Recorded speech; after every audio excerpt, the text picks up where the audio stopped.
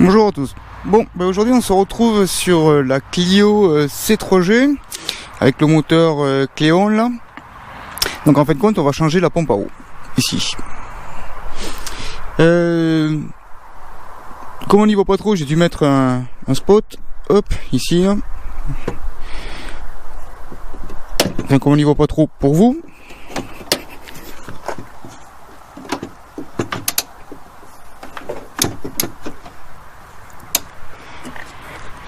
Voilà, donc on y verra mieux. Donc, en fin de compte, la pompe à eau, elle est foutue comme ceci.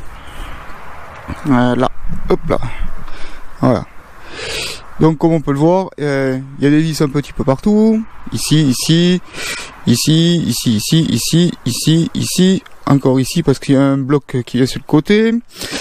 Une en plein milieu. Hop, ici. Et donc je vais vous montrer comment on fait pour la changer, cette pompe à eau. Donc tant qu'à faire, comme je fais la pompe à eau, je vais faire en même temps le calorstat. Voilà. Et forcément, tant qu'à faire, on fait le bouchon du vase d'expansion aussi. Parce que bon, ils ont une certaine pression de dégazage. Et au fur et à mesure du temps qui se passe, ben, les bouchons se détériorent, les pressions ne sont plus bonnes, et ainsi de suite. Bon, bref. Donc, vu le pauvre prix que ça coûte, autant le changer. Donc là, on va commencer par détendre la courroie. Ici. Qui passe tout le long jusqu'en bas. Donc on la voit. C'est tout simple pour la détendre. Ici, là. Ouais, non, on n'y voit pas comme ça. On y verra mieux comme ça. Hop là. Voilà. Comme on peut le voir, ici, là. Vous avez un écrou à dévisser. Puis cette plaque... Enfin cette hop là, cette plaque ici là, la vis ça circule dessus, on le voit, c'est ouvert. Donc en fin de compte on la descend vers le bas, il y a une espèce de petit galet tendeur en dessous et ça permet de desserrer la courroie, de pouvoir l'enlever. Donc c'est ce que je vais faire en premier. Donc bien sûr avant toute chose on vidange le circuit de refroidissement, mais ça j'ai déjà fait une petite vidéo là-dessus. Donc j'ai déjà fait une vidéo là-dessus. Donc je vous la mettrai dans le lien du descriptif de la vidéo. Au moins je recommence pas à vous montrer ce qu'on fait. Donc moi j'ai déjà préalablement vidangé le circuit de refroidissement. Donc maintenant je vais commencer par détendre la courroie et l'enlever. Puis après on va commencer à défaire un petit peu toutes les durites et changer un petit peu tous les quoi c'est pas là. Mais ça. Tous les vis. Bon j'ai bien peur que certaines vis se cassent ou quoi, vu le nombre d'années que c'est monté cette histoire.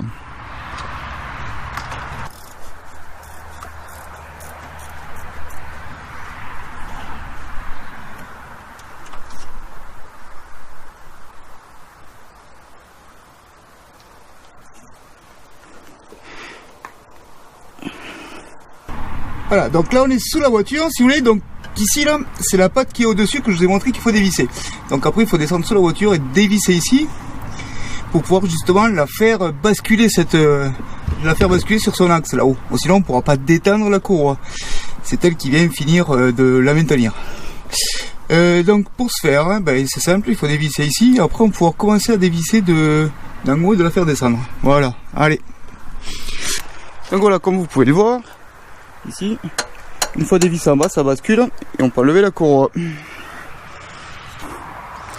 Hop là, elle vient en dessous, ici, clac, comme ça, elle vient, vous voyez.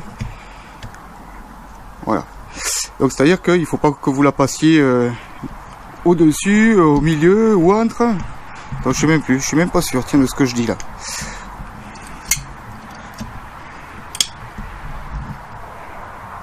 La courroie est venue. Hop. Donc là je l'ai enlevé pour vous montrer comment c'était fait. Donc après pour la retendre, vous voyez ici il y a un trou. Donc là en fin de compte on y met un bras de levier qu'on fait, hop, pour pouvoir justement faire glisser le mouvement ici et qui permet justement de tendre la courroie. Donc voilà pourquoi je l'ai démonté. Bon, tant qu'à faire les courroies, vu que vous faites la pompe à eau, c'est peut-être pas mal de les changer en même temps vu le pauvre prix que ça vaut. Moi perso c'est ce que je vais faire. Je l'ai pas acheté, mais voilà, je me suis rendu compte que la courroie elle est un petit peu fatiguée. Alors les courroies, pour se rendre compte si elles sont fatiguées ou pas, vous voyez ici sur le milieu, elles sont craquelées. Là on le voit bien, elles sont craquelées ici. Donc ça veut dire qu'elles sont un petit peu vieilles et que bon c'est pas top quoi. Puis on le voit, elles sont usées sur les strides aussi. Donc là elles sont craquelées, elle est craquelée de partout. Donc bon, ben ça c'est à changer quoi. Donc ouais, bon je vais pas le faire puisque je l'ai pas acheté. Et ben, je le ferai le prochain coup, ben, tant pis pour moi. Donc après ce qui est intéressant aussi c'est de prendre les références sur les courroies. Hein, comme on peut le voir ici. Voilà, c'est une Daico 10A 1150C. On revient maintenant sur la pompe à roue par elle-même. Démonter les vis, ici là, tout le tour de la pompe à roue. Donc après, ici on le voit là, il y a un petit capteur. Donc en fin de compte, le capteur il se pince comme ça dans ce sens pour pouvoir tirer dessus. Vous tirez, hop, vous le pincez, et en tirant, il doit venir. Voilà. Hop, là on le voit. Vous voyez? Donc en fin de compte, il se pince sur les côtés, comme ça là. Tac. Et après on peut le déclipser. Donc il faut pincer et tirer en même temps. Attention de ne pas arracher le fil parce que c'est une sonde de température. Et après vous avez une petite durite à côté, ici là, avec un tournevis à défaire et puis basta.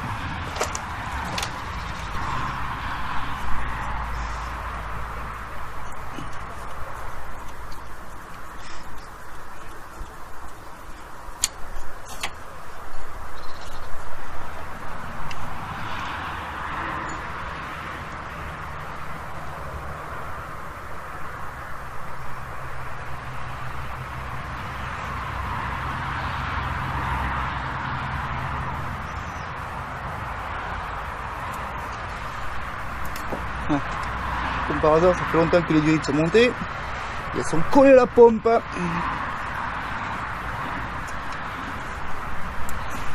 bah, elle va se déchirer cette putain de durite de merde. On va où en plus. Putain de durite pourrie là. Vous voyez les durites, quand ça fait trop longtemps que c'est monté, c'est sec comme ça. Et pour les faire venir, c'est une merde. Généralement, elles se déchirent. Donc il faudra penser à la changer. Ouais, regardez comme elle s'ouvre la durite. Elle est complètement moisie la durite. Donc bah là ce que je vais faire c'est que je vais, comme elle est pas entaillée de loin, ça va encore, si elle est assez longue je vais regarder où c'est qu'elle va et je vais la couper. Hop, on n'y voit pas bien. Vous voyez là comme elle s'est ouverte. Hop. Là on le voit comme elle s'est ouverte, la durite. Voilà. Donc là, deux solutions. Si vous n'avez pas de durite, ben, vous coupez juste au-dessus sur un morceau propre. Et puis vous la renfoncez si elle est assez longue. Mais bon, là, vu toute la longueur que j'ai, je peux juste la couper ici, ça suffira largement pour pouvoir la remboîter. Après, à voir si elle se désagrège encore. Putain, elle se désagrège, cette conne. Ouais, je vais peut-être la changer carrément. Moi, je vais voir. Donc après, ben, il suffit de dévisser les autres vis. Tac, tac, tac. Hein, pas compliqué, je vais pas vous expliquer comment défaire les vis. Alors, par contre, allez-y doucement parce que ça fait des siècles que c'est monté, je pense, ces trucs-là. Et au bout d'un moment, ben, c'est compliqué à faire venir proprement.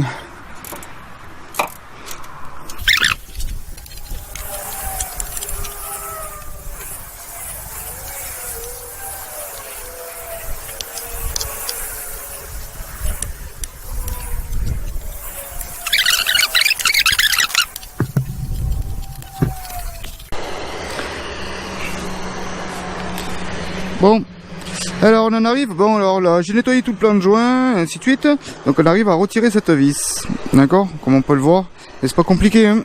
Hop, une lampe à souder, on chauffe le derrière un petit peu, ici à ce niveau, après il faut chauffer le dessus, ici, la vis autour, donc pas besoin de le faire pendant des heures, bon moi je vous avoue, je l'ai déjà fait un petit peu au préalable.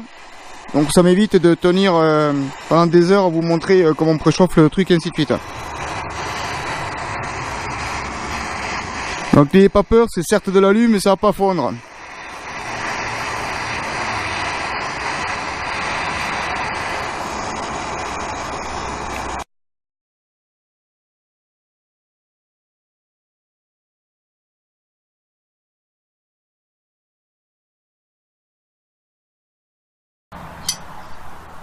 Voilà. pas compliqué. Donc, ce qui est intéressant, au moins, c'est qu'on va pouvoir mettre une vis et que le plein de joint fasse propre. Bon, alors, maintenant, il faut super bien nettoyer cette partie-là. Alors, pour la nettoyer, moi, j'utilise ce genre d'outil avec une lame de cutter, frotte de partout, et ça s'en va. Ici, toutes les merdes, après, vous les faites au tournevis, et là, c'est pas bien compliqué. D'accord? Et à la brosse métallique. À vérifier parce que celle-là, je pense de voiture qu'elle a tourné avec de l'eau dedans, au lieu d'avoir tourné que avec du liquide refroidissement. C'est pour ça que j'ai plein de dépôts de calcaire. Donc ce qu'il faut faire, c'est bien nettoyer tous les trous, d'accord, et justement les faire bien grands comme ils étaient, parce qu'en fait de compte, quand l'eau passe, si il y a un morceau qui est plus ou moins bouché, ben ça fonctionne pas très bien. Puis là on se rend compte sur celui-là, ici à l'intérieur, qu'il y a bien de la merde. Donc ça c'est à nettoyer comme il faut. Bon, alors ce que je vais faire, c'est que je nettoie tout ça comme il faut, puis je vous reprends après pour monter la partie de la pompe à eau neuve et vous montrer comment on fait le joint et ainsi de suite. Bon, ben voilà. Donc une fois que tout est propre, d'accord, plan de joint ici à nettoyer pour remonter sur le bloc moteur, le plan de joint ici pour venir poser ce joint là, qui vient comme ceci. Hop. Avec la pompe par dessus. Donc là, ce qu'on va faire, c'est que, comme vous avez vu, moi j'ai remis tous les vis au même endroit parce que quand on peut bien le voir, certains vis n'ont pas la même longueur. Par exemple, celui-ci sont beaucoup plus courts que celui-ci. On le voit, hein, donc c'est normal. Donc faut pas les perdre, mais moi je fais comme ça. Alors maintenant, ce qu'on fait, c'est que cela de vis, hop, hop. Voilà, donc maintenant on se retrouve avec notre pompe comme ceci. Alors le premier truc à faire sur la pompe, pour pas être embêté, c'est déjà de la monter à vide, comme ça, et de la tourner. Et de la tourner, juste. De la tourner, justement pour savoir si elle tourne librement ou pas. Parce que normalement, si vous voulez, une fois montée, si vous entendez que ça touche comme ça, c'est que c'est pas normal. Bon là j'ai fait exprès, hein, les vis ne sont pas centrées. Hein. Une fois que c'est centré, ça doit pas faire de bruit, ça doit tourner librement. Parce que si vous avez commandé la mauvaise pompe, ben forcément ça va toucher. Pourquoi? C'est à ce niveau-là. Comment ça s'appelle? La roue d'entraînement soit plus grande que le morceau ici, donc ça va faire des problèmes.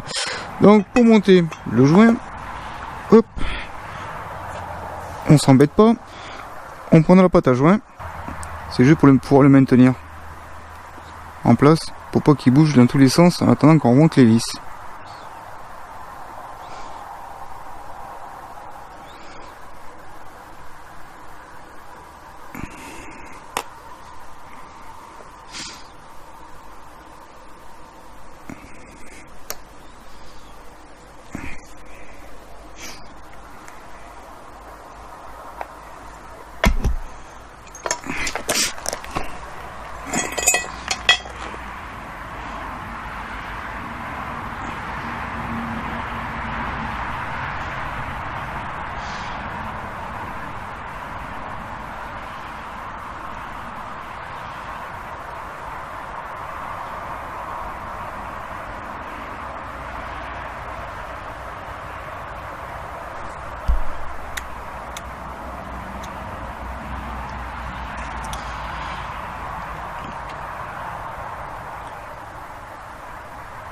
Voilà, donc après il n'y a plus qu'à repositionner la pompe par-dessus.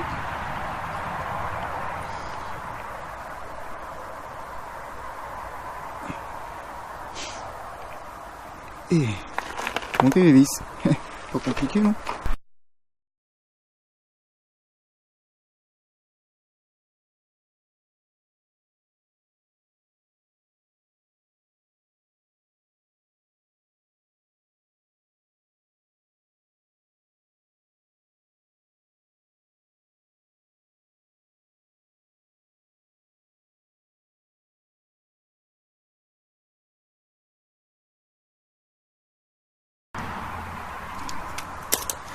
Qu'est-ce que tu fais, petit loulou? Qu'est-ce que tu fais, petit loulou?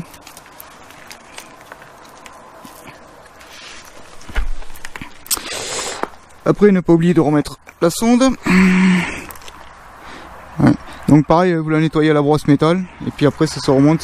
C'est une cospel avec une douille de 19.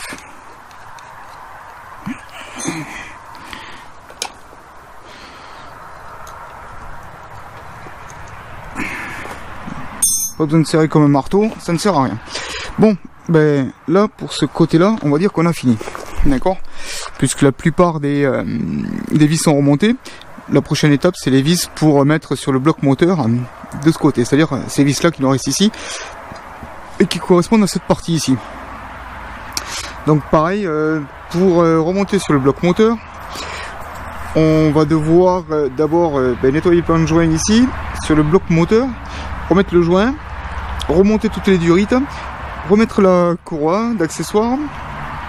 Et après refaire le plein de quoi ça s'appelle, changer le calorstat forcément, et refaire le plein de liquide de refroidissement. Bon, pour le plein de liquide de refroidissement, j'ai déjà fait une vidéo dessus, je vous la mettrai en lien dans le descriptif, au moins vous pourrez la suivre. Là moi je vais arrêter pour aujourd'hui, parce que on va faire une seconde étape, parce que je pense que ça fait un peu long de tout vous expliquer comme ça et de prendre au fur et à mesure le temps. Donc ce que je vais faire, c'est que je vais faire une autre vidéo un peu plus courte pour le remontage final, on va dire, de la pompe à eau. Voilà.